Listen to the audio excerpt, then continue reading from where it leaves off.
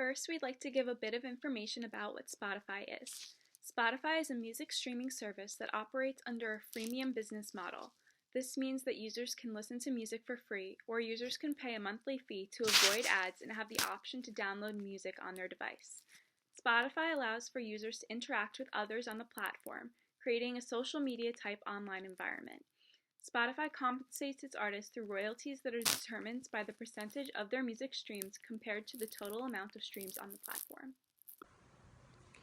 The music industry has been ravaged by COVID-19.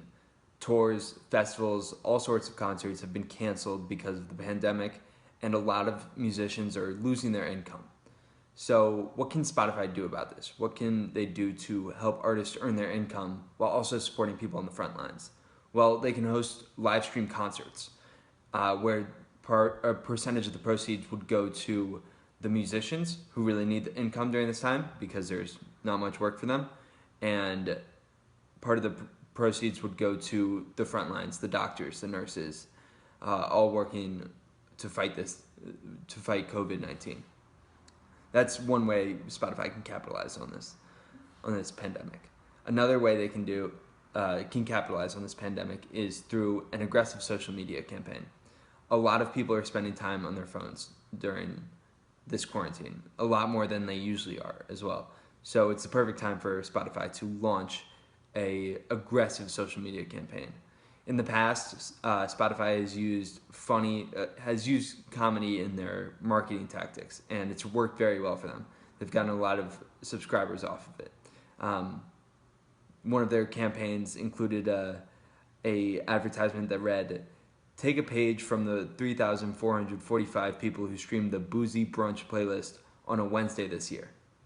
So, I mean, it attracts people. It kind of makes them feel embarrassed, yes, but also like they're part of a community. And if Spotify can translate this to a social media campaign, they'll have a lot of success during this quarantine. Now let's talk about a longer term goal for Spotify. Spotify should partner with Netflix so that viewers can save songs to their Spotify pages from Netflix TV shows and movies. This is going to be helpful for Spotify users because it's very annoying to take out your phone and Shazam something during a movie, TV episode, and it's also tedious to look up the soundtrack list after you've watched an episode or a movie. So for that reason, it would just expedite the process of finding a song and make it a lot easier for Spotify users if a banner were to pop up when a song is playing during a Netflix TV show or movie. And our final recommendation is that Spotify partner with TikTok. TikTok is a platform where social media influencers post videos of them dancing, and it's very easy for them to go viral and attract viewers. So most of these videos involve music, and like Spotify should do with Netflix, they should also do a similar thing with TikTok. They should partner with TikTok so that a banner will pop up when a song is played during a TikTok video. And considering that TikTok is a application that revolves around music and can take an artist from a nobody to a star, Spotify definitely needs to get into this partnership before YouTube or Apple Music does. Spotify has the clear competitive advantage over Pandora. Listeners place the highest value in being able to choose what songs to listen to, being able to download their music for offline use, and having the option to listen ad-free. Spotify offers all of these features to its consumers, while Pandora does not. Pandora is a music streaming service that operates primarily in the United States. Pandora offers both an advertising-based platform and a paid service platform. Both the free service and the paid service offer customers access to a variety of playlists of songs and artists, but the paid service listeners are given the option to skip songs an unlimited amount. The free service only allows the user to skip 6 songs per hour. However, neither Pandora service allows the listener to directly pick which song they want to listen to. This is an attribute that customers in this market say they value the most in a streaming service. Pandora has expanded outside its own platform by recently coming to a partnership with SiriusXM Radio and creating Pandora Radio on Station 4. Pandora's market share has slowly declined the last few years as Apple Music and Spotify have continued to rise to the top. This trajectory is likely to continue unless Pandora is able to differentiate themselves from these music streaming giants.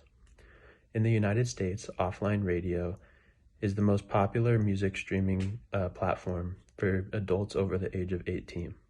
Pandora should look to expand their revenue streams in this area if they want to remain relevant, as Apple Music and Spotify do not compete directly in the radio streaming market, but rather they compete in the music streaming market.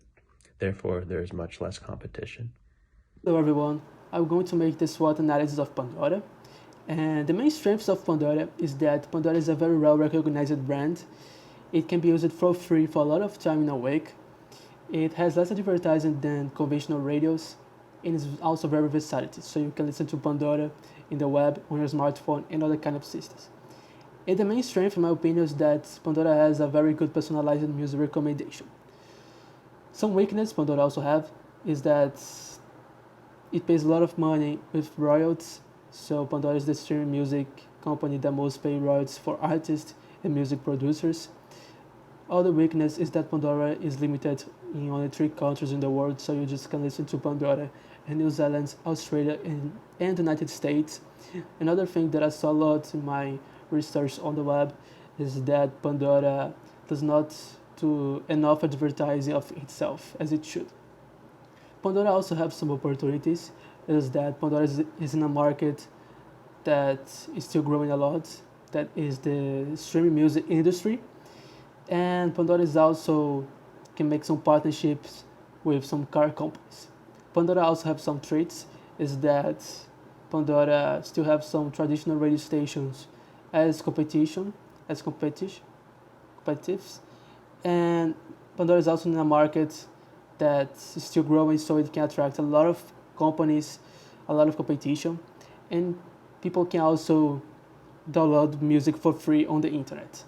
So right now I'm going to talk about the competitive advantage of Pandora. And as I said before, the biggest strength of Pandora is the music recommendation, is the music discovery. So Pandora has the Music Genome project that was developed by the founder of Pandora. And it's an engineer that drives Pandora offering good music for its customers. So this is a collection, so the Music Genome project is a collection of 450 attributes, and it's just based on harmony, melody, rhythms, instruments, vocals, lyrics, all these kind of things, and it recommends music for you. But at the same time, Pandora also have like a team of musicians that they know a lot of music theory, so they probably know a lot of other kinds of scales, chords, notes, all this kind of stuff like that. So they also recommend music for you, and because of that, Pandora can give to the customer a unique experience, and from that they just get a very well recognized brand. Thank you.